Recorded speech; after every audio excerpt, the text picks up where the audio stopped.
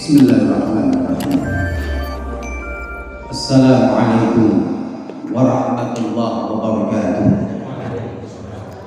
Innal hamdalillah nahmaduhu wa nasta'inuhu wa nastaghfiruh wa na'udzu billahi min shururi anfusina wa sayyiati a'malina. May yahdihillahu fala mudilla lahu wa may yudlil fala hadiya lahu. Asyhadu an la ilaha illallah wahdahu la syarika lah wa asyhadu anna Muhammadan abduhu wa rasuluhu la nabiyya ba'dah. Allahumma salli wa sallim ala Muhammad wa ala alihi wa sahbihi ajmain, amma ba'd. Ketua PJM Majenang beserta seluruh jajarannya, hadirin wal hadirat jamaah pengajian malam Selasa rahimakumullah yang dirahmati Allah, kita panjatkan syukur kepada Allah SWT. Salawat serta salam kita sampaikan kepada Nabi Allah Muhammad sallallahu alaihi wasallam, pada keluarga dan sahabatnya, dan tentunya kita berharap bagi pengikutnya yang istiqamah, semoga termasuk kita di dalamnya insyaallah, amin ya rabbal alamin. Ini termasuk jamaah muda apa setengah tua apa tua? Campuran ya. Alhamdulillah. Pada prinsipnya kita saya datang ke sini awalnya berniat takziah, gitu ya. Takziah. Sejak pagi saya memang komunikasi dengan sahabat kita Mas Musliman, kebetulan si orang tua dari anak yang meninggal ini termasuk dekat dengan beliau. Dan Pak Arif kalau manggil saya papa dia, Mbah tolong Mas Musliman dikontak untuk bareng-barengan ngurus ini ya. Agus itu sebelum ke mana ini Majenang, dia menganggap saya ayah angkatnya, memang sejak SMP, bahkan kelas 5 SD itu ikut saya, karena rumah bersampingan tapi ikut saya terus, itu ya, sampai bekerja, alhamdulillah. Tapi diuji dulu anaknya yang kecil nggak ada, sekarang anaknya yang barep nggak ada, sudah 2 yang dipanggil oleh Allah SWT. Anaknya 4 laki-laki semua. Dan ujiannya cukup berat, sakitnya cukup lama, 21 hari koma di Surabaya ya. Nggak ngerti gejalanya, ditelepon teman-temannya karena kuliah semester awal di ITS gitu ya, di ITS. Jurusannya niru ramane, yaitu listrik ya. Jadi itulah kalau kalkulasi manusia ya, kalkulasi manusia begitu. Kalau Allah berkehendak lain, maka juga lain hasilnya. Maka kita itu punya kewajiban ikhtiar ya, tetapi hasil benar-benar serahkan kepada Allah Subhanahu wa taala. Enggak ada yang bisa menentukan nanti hasilnya sekian. Kalau ikhtiarnya sudah berbagai sisi, wah keberhasilannya 99,9% belum tentu. Tetapi yang kecil dianggap kecil, tapi sang penentu adalah Allah Subhanahu wa taala. Supaya tidak ada kekecewaan dalam kehidupan kita, maka tawakal 'ala Allah itu sangat penting. Ikhtiar, doa, tawakal, kan gitu ya. Ikhtiar, doa, tawakal adalah rangkaian mengisi kehidupan dunia ini. Baik Bapak-bapak, ibu-ibu, hadirin wal hadirat rahimakumullah. Kita ini sekarang menapak di bumi kita. Dunia. Tapi dunia ini sebetulnya ya, persiapan akhirat, tidak dunia ansih. Tetapi bagaimana kita ini bisa benar-benar nanti untuk goalnya di akhirat, tapi harus tidak boleh meninggalkan dunia. Ad-dunya mazra'atul akhirah. Dunia itu merupakan kebunnya akhirat. Nun sewu, kalau saya ngomong memang isone nadanya nada tinggi, nggak punya do rendah, adanya do dan do tinggi. Nuwun sewu ya. Itu ad-dunya mazra'atul akhirah. Dunia itu kebunnya akhirat. Kalau berkebun dibiarkan saja masa bodoh, mana ada kebun yang dibiarkan bisa berbuah lebat, berbuah indah, ya kan? Mulai harus dibajak, kalau sekarang di traktor ya, pulak balik biar gembur tanahnya. Sudah itu masih diolah macam-macam. Ada pupuknya, tanaman bibitnya, nyari bibit yang bagus. Setelah tumbuh harus ada yang merawatnya, baik itu memupuk ketika ada hama. Nah ini Pak petani pasti nyemprot. Sama dengan gerakan dakwah, konsep Islam jelas, amar ma'ruf nahi mungkar. Milih amar ma'ruf tok terus, nanti kita bicara keras jangan-jangan menjadi masalah diri kita. Asal kerasnya, tegasnya betul, kenapa tidak? Inilah yang mestinya dua sayap berkepak bersamaan. Apa memang sudah tidak ada hama sekarang ini? Maaf, ya. Maka Ali bin Abi Thalib, saya nggak mensitir dari hadis Rasul, walaupun ini ada yang menganggap hadis gitu ya, padahal dari Ali. Ali menyimpulkannya dari pesan-pesan Al-Qur'anul Karim. Sejak kecil ngikuti Rasulullah Sallallahu Alaihi Wasallam. Jadi kalau as-sunnah sahihah sangat paham Ali. Ya, dia mengatakan qawamud dunya, tegaknya dunia itu bi'arba'atin asya, ada 4 pilar. 4 pilar tegaknya dunia ini. Ya. Apa saja itu? Awaluha, yang pertama, jadi ini gampang difahami dan banyak yang ngerti. Bi'ilmil ulama, dengan ilmunya ulama. Kadang ada ulama yang benar-benar yang disampaikan itu benar, tetapi merasa nggak cocok, dianggap menyimpang. Harusnya hati-hati kita ini, jangan menganggap oh ulama ini nggak cocok, ini begini dan lain sebagainya. Kita lihat dulu apa yang disampaikan. Kalau memang tidak benar boleh diingatkan, ulama juga boleh diingatkan. Tapi kalau benar jangan dicari-cari kesalahannya. Bahkan tidak ketemu kesalahannya, yang penting pegang dulu, tangkap dulu. Ini fenomena yang terjadi. Ya. Padahal dunia ini akan tegak tadi pilar yang utama bil ilmil ulama. Maka harus dijaga ini ustadz kita ini, gitu? Pak Saiful Anam, Maskur Ihsan, Pak Kiai. Ini kita jaga karena ilmunya ulama inilah untuk tegaknya dunia. Kalau ulama-ulama sudah mulai maaf berbicaranya, maaf mulutnya terkunci, atau mungkin bukan terkunci, rikuh pekewuh, ya kan? Maka Al-Quran memberi sinyal, ulama yang lempeng itu takutnya hanya kepada Allah Subhanahu wa Ta'ala. Masalah bagaimana strategi kepada sesama manusia itu bisa diatur pelan, tapi tidak membohongi dan tidak mengelabuinya. Qulil haqqa walau kana muran. Katakan yang hak itu hak, walaupun itu menjadikan tidak enak atau dibenci orang. Ya.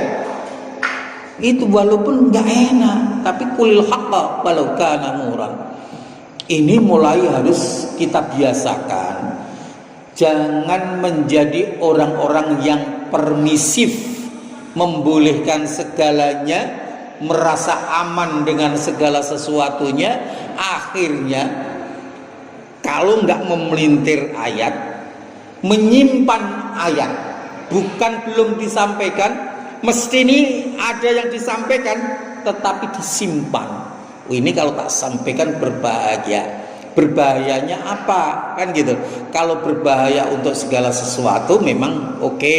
Misalkan kalau ini saya kan ini bisa rame karena orang belum siap, belum paham. Silahkan diatur. Tetapi harus ada strategi. Kapan ini harus disampaikan? Harus dibuka. Harus dibuka. Ya. Inilah sekali lagi tegaknya dunia. Pertama, bi'ilmil ulama. Al-thani, sedangkan yang kedua adalah apa itu? Bi'adalil umara.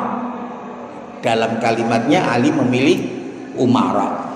Ini nanti jadi perdebatan.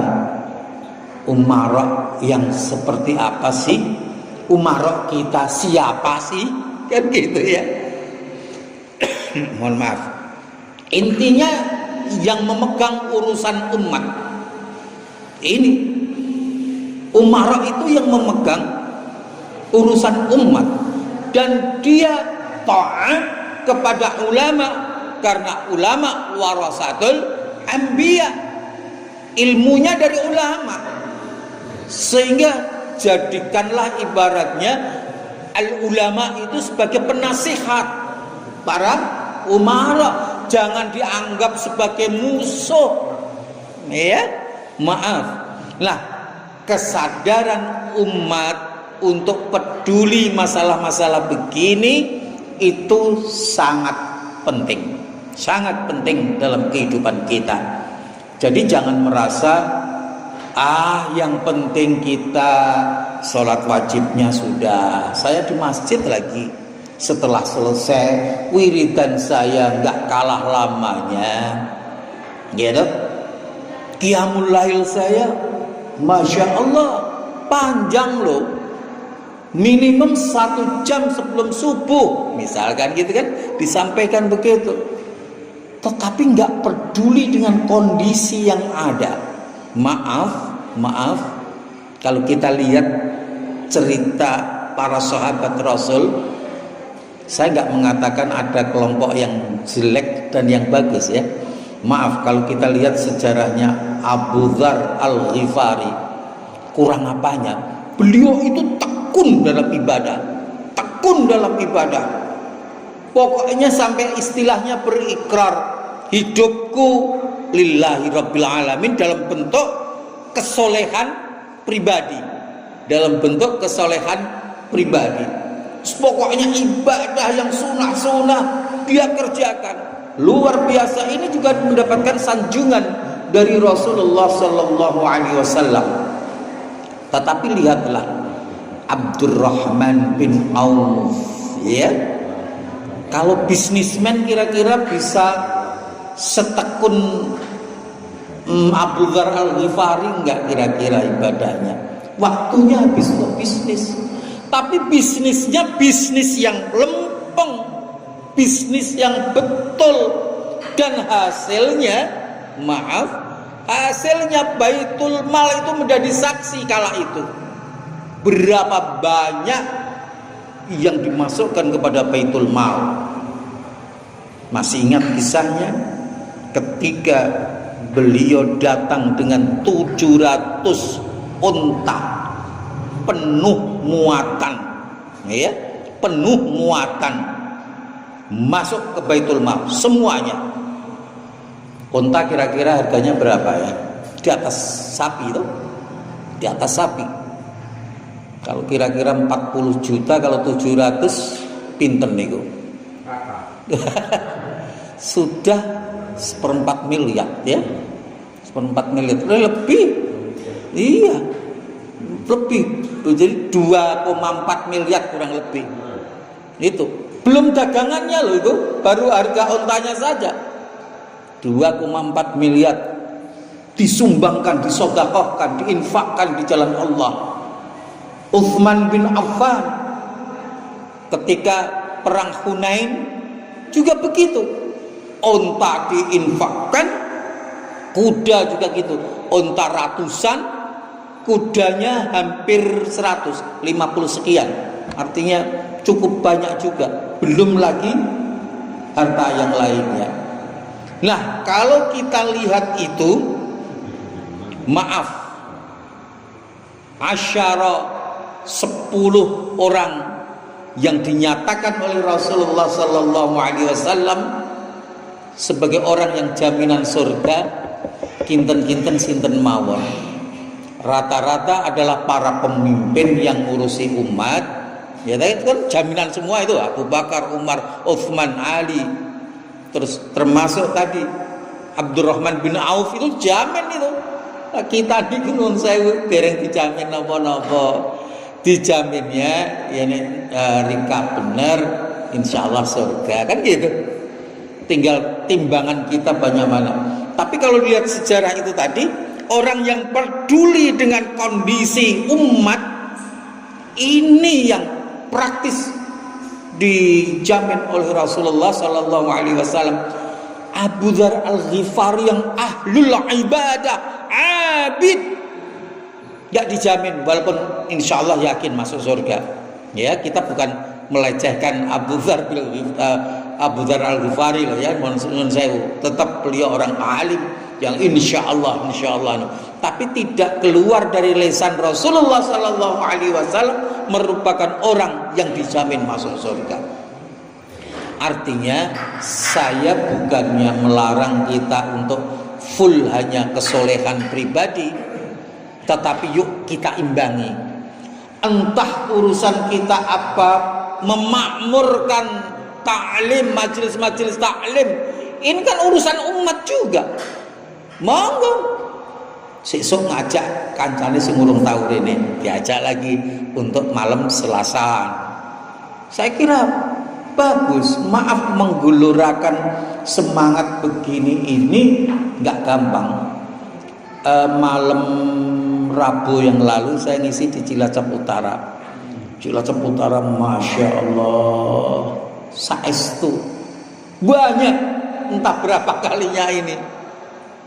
Berkali-kali saya mencoba lihat komunitasnya, itu juga dari masjid ke masjid loh itu. Bukan karena jamaah masjidnya banyak, tapi berdatangan dari masjid ke masjid, dari maghrib sampai isya. Itu yang dilakukan di Cilacap Utara, alhamdulillah banyak. Artinya ayo kita bareng-bareng, mumpung kumpul-kumpul sudah tidak ada pembatasan gitu ya. Kalau pembatasan disiplin kesehatan sih itu masing-masing kita lah sudah ngerti, ayo kita jaga, jangan sampai kita itu terlalu konyol gitu kan. Kita kan juga mempunyai kewajiban menjaga amanah Allah berupa jasad kita ini perlu dirawat kan gitu. Jadi jangan menantang penyakit ya, jangan menantang penyakit. Tapi mari ini mumpung sudah demikian, makmurkan kajian-kajian kita dengan saudara-saudara kita, sahabat-sahabat kita mau berkumpul. Kembali ke tadi kedua tadi, yaitu bi'adalil umara, adilnya umara. Adil itu menempatkan sesuatu pada tempatnya.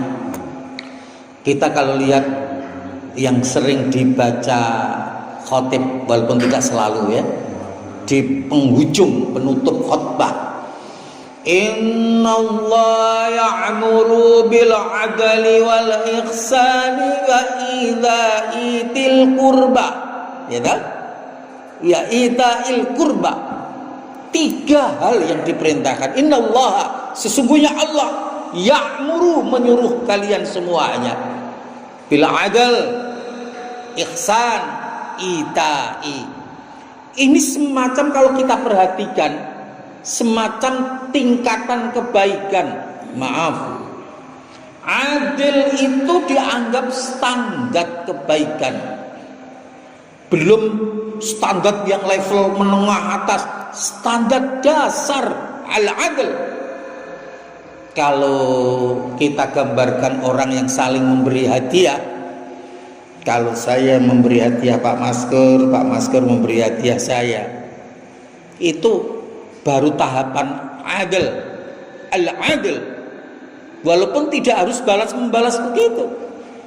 Walaupun tidak harus. Tapi itu tingkatan adil. Kalau dari segi pemberian levelnya masih seperti itu adil. Kalau al-ihsan, ihsan dalam segi ibadah sih seolah-olah kita melihat Allah atau paling tidak yakin Allah melihat kita. Tapi ihsan di sini adalah sesuatu yang kalau kembali ke hadiah dengan hadiah. Misalkan saya nggak pernah memberi hadiah Pak Maskur, tetapi Pak Maskur baik banget, saya selalu diberi hadiah. Inilah al-ihsan yang dilakukan karena Maskur ihsan, gitu kan? Jadi ihsan levelnya di atas al-adl. Kalau saya memusuhi Pak Maskur terus menerus, Pak Maskur masih berbuat baik kepada saya, itulah al-itai.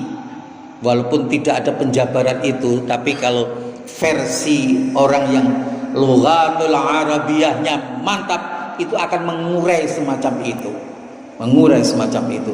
Jadi al-adl sebetulnya masih dasar, kebaikan yang tingkat dasar. Tetapi nuwun sewu, hari ini orang kok masih banyak mengeluh tentang keadilan. Apakah memang keadilan sudah mulai dipertanyakan, ini benar termasuk barang langka? Apa alam bisawab? Jenengan yang mengkajinya sendiri, jenengan yang mengamatinya sendiri.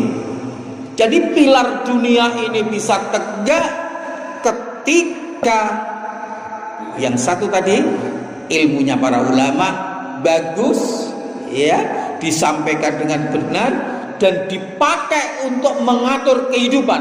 Tidak sekedar bagus-bagusan ilmunya, tetapi diimplementasikan dalam kehidupan sehari-hari.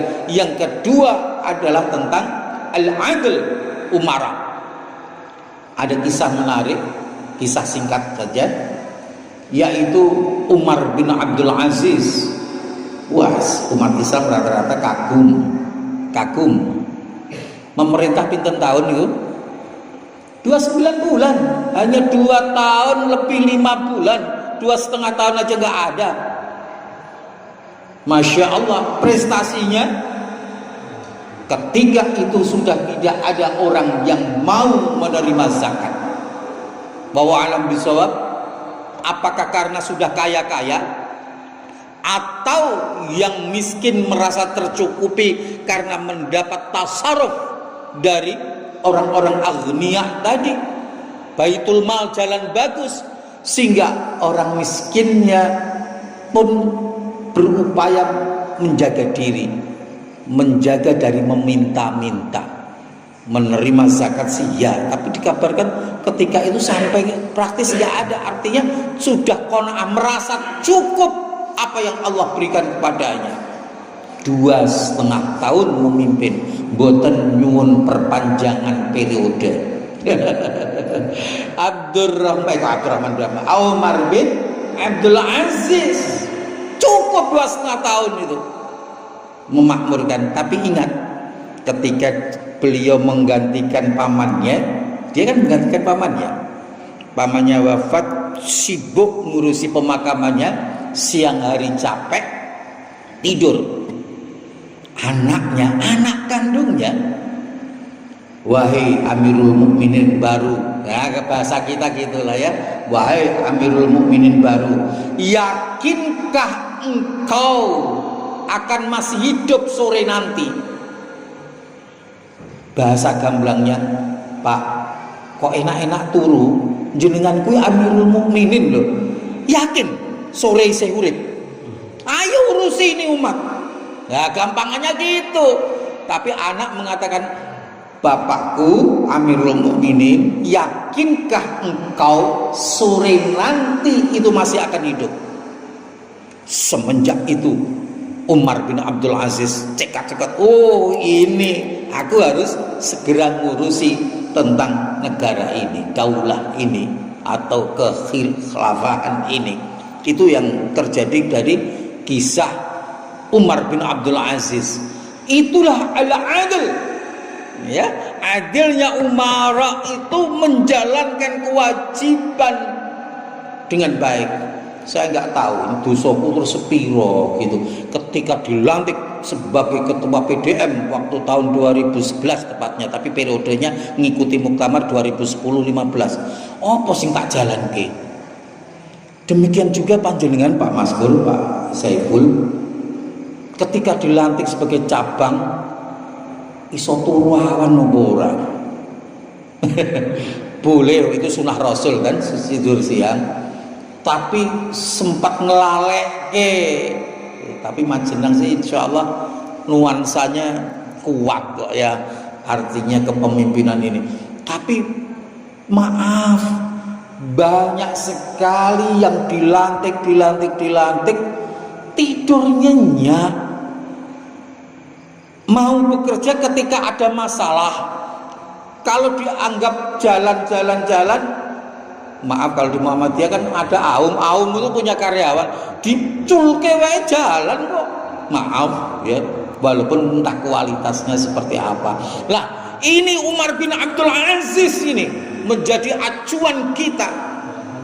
Kalau jadi jamaahlah yang terbaik, amanah terhadap apa yang menjadi amanah kita. Ini ditunaikan dengan sebaik-baiknya.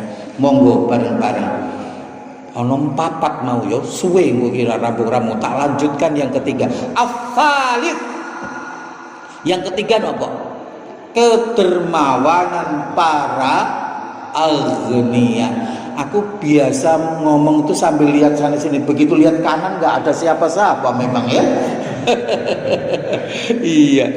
Jadi refleksnya tadi gini terus ya. Nggak tanya di kiri terus ya, kiri terus. Lah, kedermawanan para aghnia ini juga menjadi pilar dari dunia.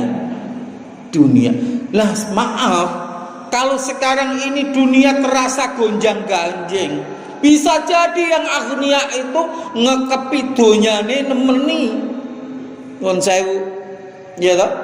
Kalau di Indonesia katanya di data statistik ya 50% kekayaan Indonesia itu hanya di beberapa orang ya, padahal penduduknya jutaan. Nah ini kan perlu banyak istighfar kita, dan sekali lagi ayo kita lakukan gerakan-gerakan menyadarkan, kamu bukannya nggak boleh kaya, boleh kaya, tapi ingat dunia ini tegak ketika aghnia mau menyalurkan harta bendanya kepada jalan yang hak.